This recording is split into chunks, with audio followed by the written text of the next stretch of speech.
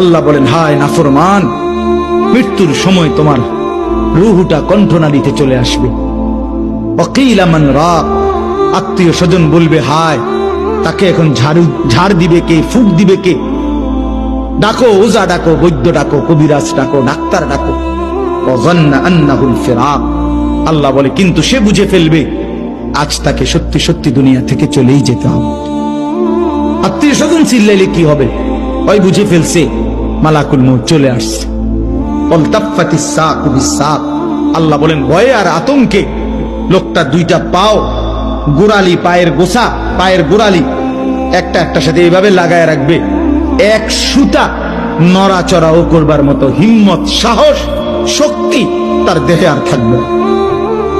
ইলা রব্বিকা ইয়াউমা ইদিনিল মাসাক, এই অবস্থাতেই নাফরমান আমি আল্লাহর কাছে ফিরতে হবে। হে বিশ্বাসীরা, পাপ হতে পারে, ভুল হতে পারে, অন্যায় হতে পারে, ওই অন্যায়ের উপর অটল থেকো না, আমার কাছে ফিরে আসো। কাম টু ইউর লর্ড, তোমার রবের দরবারে ফিরে আসো। ক্ষমার মতো ক্ষমা চাও, ক্ষমার মতো ক্ষমা চাইলে আমি সব ক্ষমা করে দেব। সুবহানাল্লাহ পড়েন।